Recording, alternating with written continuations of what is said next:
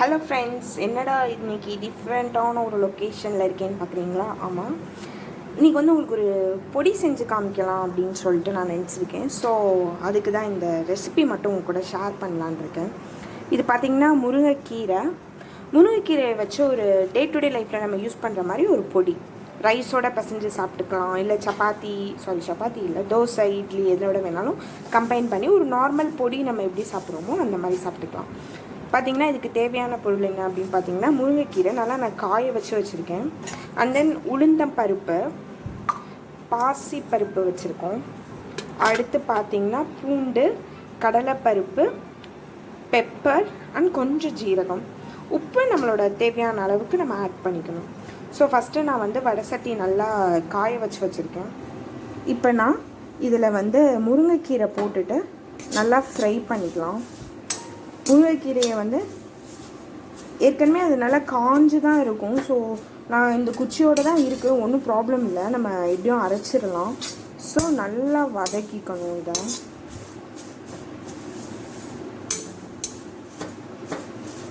ஒரு பச்சை ஸ்மெல்லு போகிற அளவுக்கு வதக்கிக்கணும்.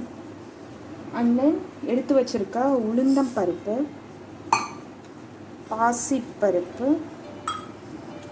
பூண்டு, பெப்பர், ஜீரகம், கடலைப்பருப்பு எல்லாத்தையும் ஒட்டுக்கா போட்டு நம்ம வந்து நல்லா மிக்ஸ் பண்ணிக்கணும். ஸோ இதை வந்து முருங்கைக்கீரையில் இருக்க பச்சை வாடை போகிற அளவுக்கு நல்லா நம்ம வறுத்துடணும்.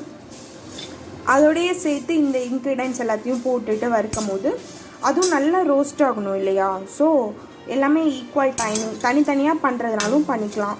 இது வந்து டைம் சேவிங் பர்பஸ்க்காண்டி நான் எல்லாத்தையும் ஒட்டுக்கா போட்டு வறுத்துட்டேன். இதுக்கப்புறம் நல்லா ஃப்ரை ஆனதுக்கப்புறம் நம்ம இதை கிரைண்ட் பண்ணி யூஸ் பண்ணிக்கலாம்.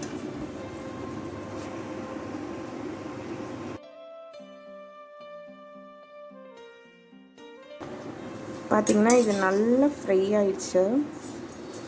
நம்ம போட்ட குவான்டிட்டியோடையே கம்மியாக இருக்குது. அந்த எல்லாமே செப்பரேட் ஆயிடுச்சு.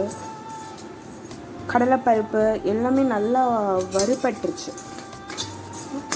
அந்த ஒரு பச்சை ஸ்மெல் போயிட்டு நமக்கு ஒரு ஸ்மெல்ல அந்த வறுக்கிற அந்த ஸ்மெல் வந்து வருது. இந்த டயத்தில் நான் என்ன பண்ணுறேன் அப்படின்னா, பெருங்காயம் அண்ட் கொஞ்சமாக தேவையான அளவு உப்பு போட்டுட்டு அடுப்பை ஆஃப் பண்ணியாச்சு. எதுக்கு முருங்கைக்கீரையை வச்சு இந்த மாதிரி பண்ணுறோம் அப்படின்னா, இதில் அயன் கண்டென்ட் வந்து ரொம்ப ஜாஸ்தியாக இருக்குது.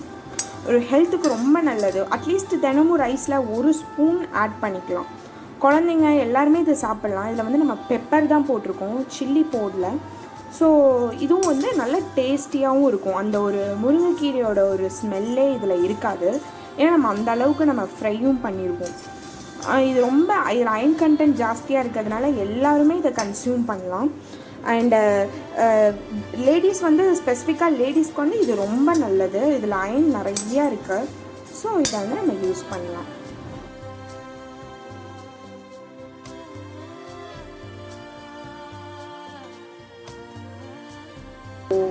இப்போ வந்து நம்மளோட முருங்கைக்கீரை பொடி ரெடி ஆயிடுச்சு.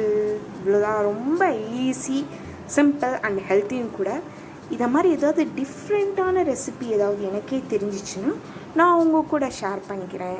அது வரைக்கும் நான் தான் டாட்டா பாய். நான் தான் உங்கள் ஜெகதா.